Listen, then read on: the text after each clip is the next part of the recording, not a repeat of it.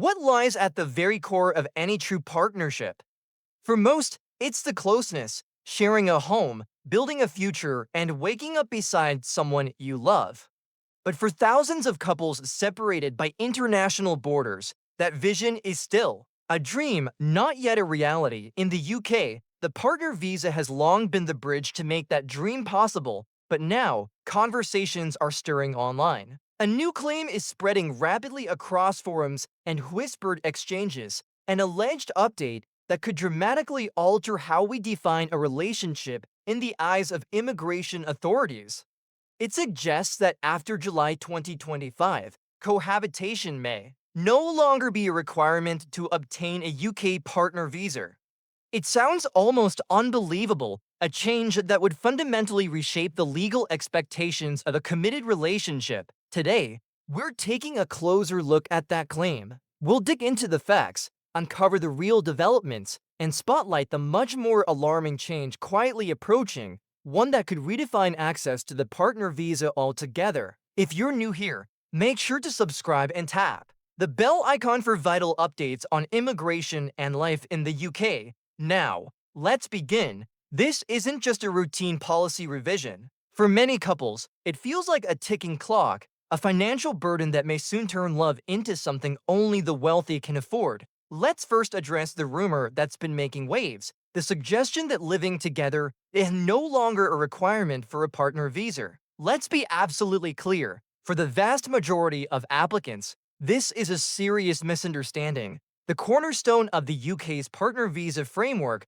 has always been a shared intention to live together permanently. When you submit your application, you are confirming that your relationship is both genuine and ongoing, and that you plan to build a household together. This is backed up with documentation, photographs, shared travel, joint financial arrangements, and, most importantly, evidence of where you will reside as a couple. This essential condition has not changed. So where did this rumor begin? Most likely, it originates from misinterpretations of rare exceptions embedded in the immigration rules. These exceptions allow a limited degree of flexibility, but only in extraordinary cases.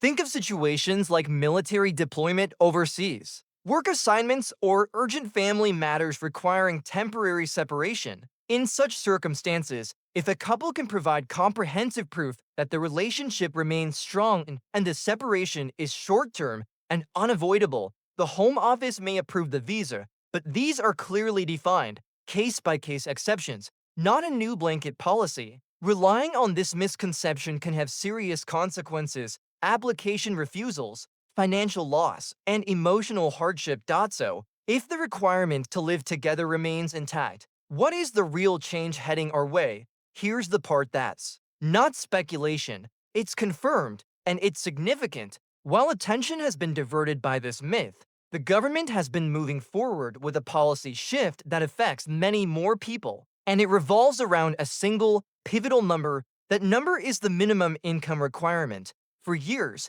anyone in the UK looking to sponsor a foreign partner has had to demonstrate a minimum income threshold.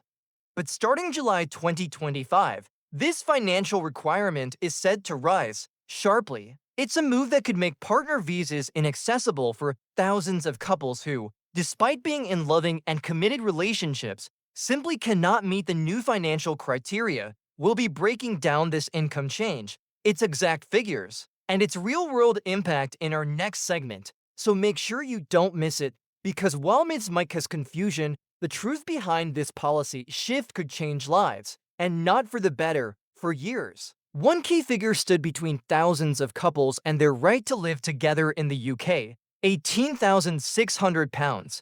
This was the minimum income threshold, designed to prove that a sponsoring partner could financially support their loved one without turning to public assistance. For many, it was a challenge, but a manageable one. But in recent months, the landscape has changed dramatically.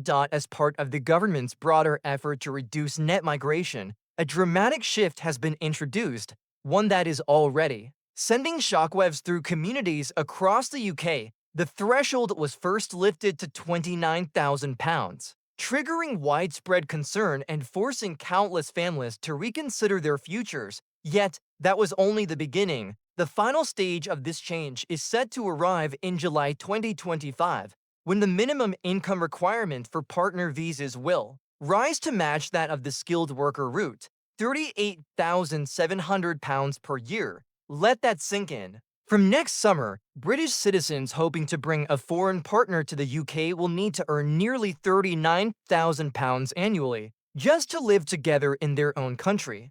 That figure is significantly higher than the national average salary. This isn't a policy designed for the wealthy, but it may very well favor them. So, what does this mean for real people?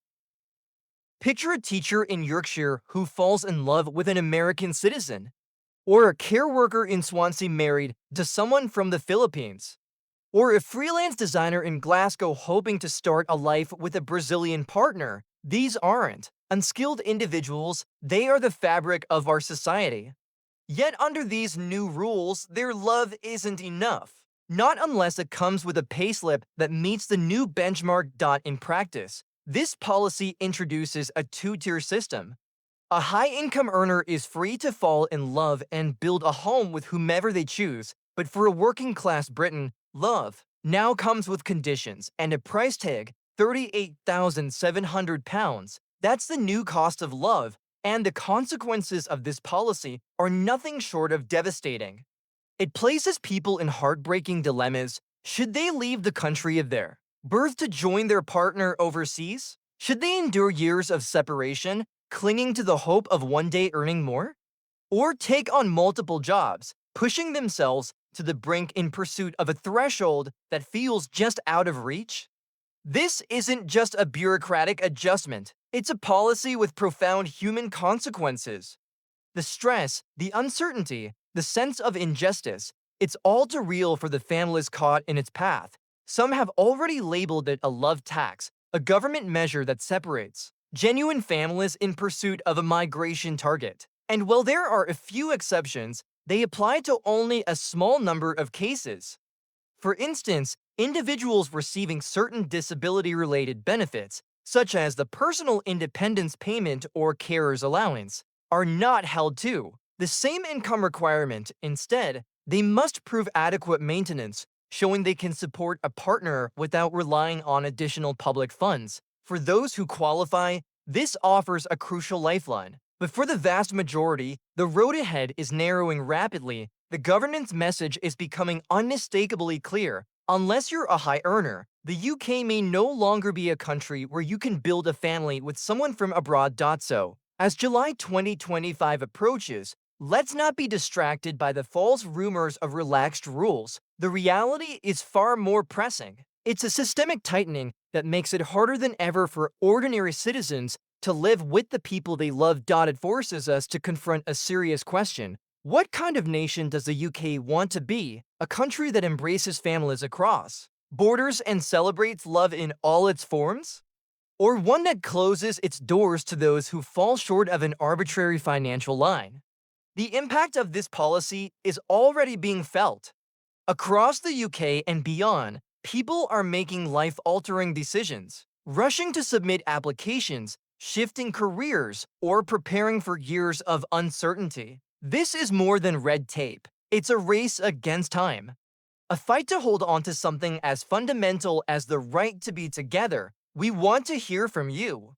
Is it justifiable for a government to set financial conditions on the right to family life? Have you been affected? Share your thoughts and experiences in the comments, because this is a conversation that needs to be heard. And if you want to stay informed about these critical developments, be sure to like, subscribe, and hit the notification bell for all the latest updates. Until next time, take care and stay informed.